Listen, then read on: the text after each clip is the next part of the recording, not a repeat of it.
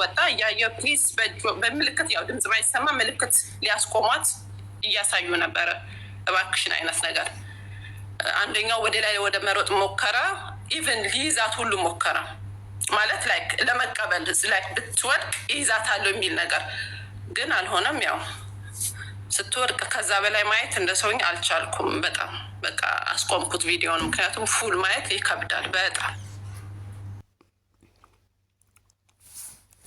jaalatamtoota fi kabajamtoota hordoftoota Fayyiseetuuf kan taatan hunduma keessanii bakka jirtanitti nageenyi koo kan jaalalaa isin bira haa ga'u isiniin jecha har'a viidiyoo biraati qabadhee kanan isiniif dhiyaadhe. Akkuma jalqaba irratti argitanitti obboleettii teenya torban kana madaamii ajjeese akkanaan duute akkasiin duuteettanii gaafii namoota hedduu kan ture har'a haala isheen itti duute kaameraa guutuudhaan akkasumas odeeffannoo guutuu kan dhageessanii turtanidha. Egaa obboleettiin teenya tuni qabatamaan isheen itti duute ofiin fuuqirraa of darbiteeti kan of ajjeefte jedhameeti kan mirkanaa'e poolisirrees akkasumas namoonni kaameraadhaan argisiisanii. Haa ta'u malee jechuudha yeroo madaamin isheetii fi maatiin manaa ba'anitti haa ta'u malee jechuudha mucayyoon kun sababa maaliitiif of ajjeesuu dandeesse maybe rakkoon addaa irra gaheeti kan jedhamu gaafii baay'eetu jira. Ana kan ajaa'ibee jechuudha mucayyoon tuni gizee tokko lama biirootti bilbilattee manni kun naan taane rakkoo keessan jira akka jettu informationii guututu jira. Kanaafuu jechuudha warroonni mucayyoon tuni duute rabbiin guuftan waaqayyoon lubbuu ishee amaaru mootummaa waaqayyoo ishee oolchu maatii hundaaf jajjabina hawwa duraan durseeti deebisuun hin danda'amu. Garuu jechuudha kan darbe lubbuu ishee amaaru kan dhufuuf barumsa akka ta'u jechuudha. Tokkoffaan eessa kan rakkoon jiru rakkoon madaamii biras mootii kan jiru rakkoon kan jiru dallaala fuutee mana sanitti galchite ishiin illee akka ajjeeftetti kan lakkaa'amtu akka kiyyatti jechuudha. Maaliif mucayyoon tuni fiddee Itoophiyaa irraa fiddee itti gaafatamtuu isheeti dallaala isheeti. Yeroo fidduu mucayyoon manni kun naan taane jettee itti bilbilatte yeroo sanitti hojii isheeti maaliif furmaatan kennineef tokkoffaa dallaalonni jechuudha. Dallaalonni biiroon nama haaraa dhufu kan qarshii argatan san malee kan galchanii qarshii fudhatanii namni sun deeme mana madaamii keessattis biiroo keessattis teessee waan feete taates quban qaban isaan. Rakkoon tokkichi kan jiru kan tokkoffaa mooyyituu jechuudha. Osoo asiin ga'in biyyoota arabaa kan osoo hin ga'in Itoophiyaa keessaa haalli isaan itti ergan keessattuu kan ijoollee keenya balleessaa jiru kan ijoollee keenya biirootti wayyaa Itoophiyaa kaawwatanii kafana Itoophiyaadha uffata Itoophiyaadha uffatanii ba'anii ji'a tokko biiroo biyyoota garaagaraa kan keessa kan teechisaa jiru sababa kan ta'e maalidha? viizaa kan jedhamu sanidha. Itoophiyaa keessatti jechuudha. Itoophiyaa keessatti viizaa kana jechuudha karaa adda addaatiin leebdonni jechuudha karaa adda addaatiin dabarsa. Inni kun jechuudha of eeggannoodhaan inni kun kana boodatti jechuudha ani akka kiyyatti jechuudha achitti Itoophiyaa keessatti dallaalota Itoophiyaa keessa imbaasii Itoophiyaa keessa achitti wanni hunduu kan dhaabamuu qabu malee as jechuudha warroota baankii fi banatee jala taa'aa warra haaraa dhufe malee warra mana namaatti galchee rakkachuu baatte bilbila jalaan kaafne isaa wajjin tacaqacaquudha miti. Kan jiru maalinni mootummaan Itoophiyaa kanarratti xiyyeeffannoo fudhate imbaasota Itoophiyaa keessa jiran dallaalota Itoophiyaa keessa jiran biiroowwan Itoophiyaa keessa jiran isa kana irratti xiyyeeffatee dhaabuu qaba. Fakkeenyaaf Beerut in ergamuu Beerut dhoowwamee jira Beerut hin deeminaa jedhama miidiyaa kanarratti. Fakkeenyaaf Beerut hin deemamu jedhama hin deeminaa Beerut rakkoon akkana jedhama baay'eetu barumsa baay'ee kennamu miidiyaa kanarratti. Amma mee guyyaa turan hiriira qabatee kan gara Beerut deemu boola Itoophiyaa keessa meeqatama galgala ganama guyyaatti bararaan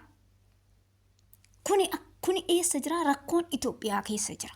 Rakkoon Itoophiyaa keessa jira. Mucayyoon kun odoo dallaalitti yeroo sanitti dhaqqabdee bilbila ishii jalaa kaastee rakkoon kee maali jettee dhayxee madaamiinis sagalee madaamii wal dhageechisaa turanii akkana jedhiitii ittimi waliin jechaa turanii gizee sanitti osoo dhayxee yookaan kara biiroo deebistee yookaan kara Itoophiyaa deebistee mucayyoo tana har'a lubbuun ishii hin dabartu. Mucayyoo tana akka lubbuun ishii dabru kan godha dallaalittiidha. Dallaalitti mucayyoo tana fidee mucayyoon tun xiyyettee mucayyoon tun yoona rakkoon ishii humnaa ol taanan namni dabarsee lubbuu ofii of kenna malee waan salphaadhaaf namni dabarsee lubbuu ofii hin kennu. Kanaafuu dallaalli Itoophiyaa keessa jiru biiroon Itoophiyaa keessa jiru kanarratti xiyyeeffachuudha. Ani yoo tokko mootummaan kun dhugaa rabbii paaspoortii san 25,000 12,000 13,000 galchuu sun biraaboo. Okay. Maaliif namni jechuudha paaspoortii kunumtillee itti ulfaate namni biyya keessatti hojii xiqqoo hojjetate haa bulu bakka.